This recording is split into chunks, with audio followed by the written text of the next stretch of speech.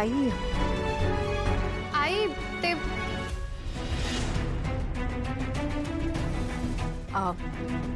तुम्हाला बरं वाटतंय का?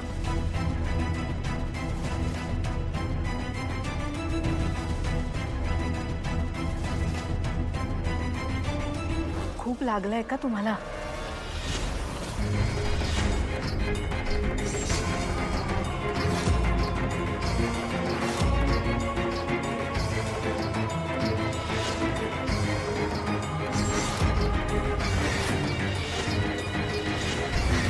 ही माणसं तर त्या कामिनीला ओळखते आणि आता तिला जर कळलं का मी मुंबईत आहे तर माझं काय बी खरं नाही. अरे तुम्ही तुम्ही त्याच आहात ना? त्या दिवशी नाईशाचं ब्रेसलेट पडलं होतं, तुम्ही धावत मागे येऊन आम्हाला दिलं ते आणि तुम्हाला मी सांगितलं की बॉक्सेस घेऊन जा. अहो त्यात अरे हा तरीच म्हणलं यांना कुठेतरी बघितलंय. आई मी ना मगाशी तुम्हाला ते बरं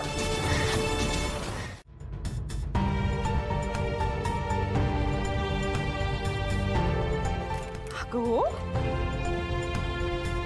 धसकते कायस? बरं ऐक, काळजी करत होतीस ना, तुझा ऋषी दादा आलाय. वैतागून गेला होता पण आता शांत होऊन आलाय. बरं झालं मला ना. तू काय करतेस? अगं ते आज माझे 2 लेक्चर्स मिस झाले होते ना, तर राहिलेला अभ्यास करते. गुड.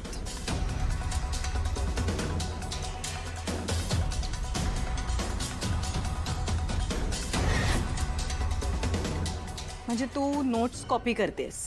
हो. या कमळीचे नोट्स कॉपी करतेस का? काय झालं?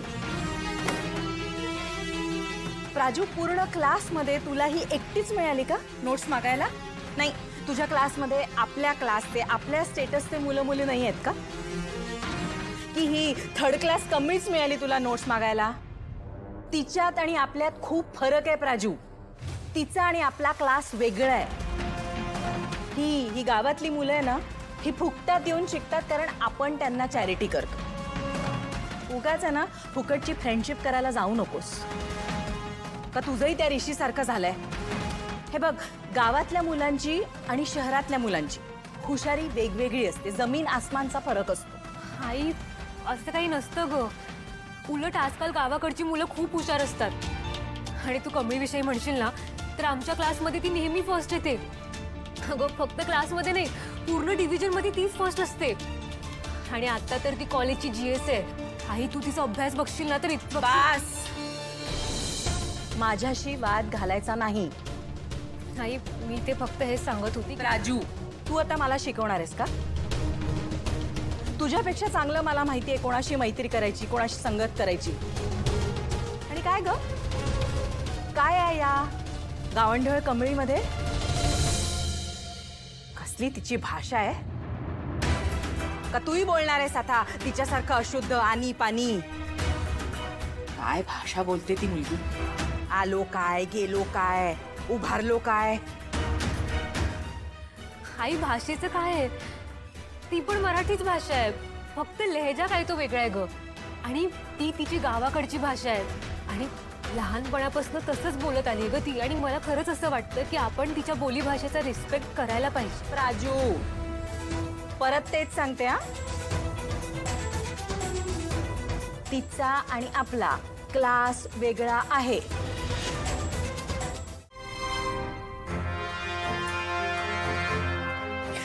राजू,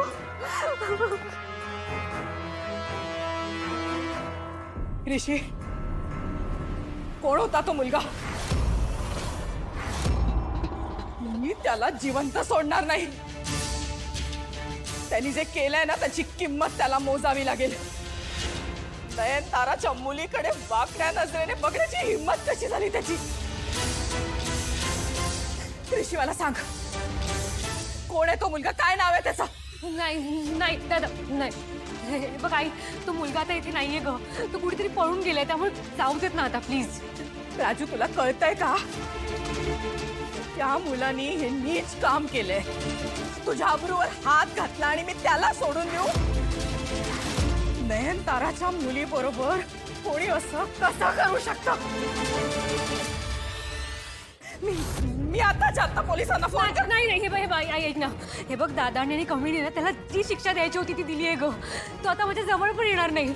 अगं तो कॉलेजच्या आसपास पण भटकणार नाही आता. तो प्लीज आई जाऊ देत ना मला. खरंच आता तो विषय नको आहे ग. प्राजू, आपण जरासे शांत राहिलो आणि हिम्मत दाखवली नाही ना, तर याची शिक्षा तुझ्यासारख्या एखाद्या साध्या मुलीला मिळेल. प्लीज ऐक ना ग माझं. मला विषय नकोय ग. मला खूप त्रास होतो ह्या गोष्टीचा आणि आता कुठे ह्याच्यातून बाहेर आली आहे ग मी. आणि परत तेच तेच तेच मला इमोशनली आता नाही सहन होत आहे ग हा त्रास. प्लीज आई ऐक ना.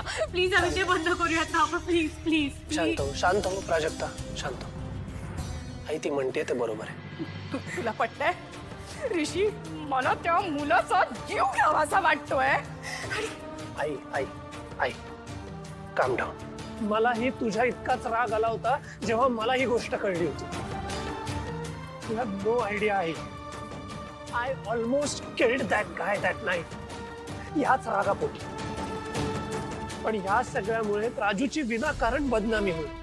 तिला अजून मानसिक त्रास होईल म्हणून मी थांबलो. त्या मुलाला जी शिक्षा व्हायची ती झाली. आता हा विषय संपवूयात आपण.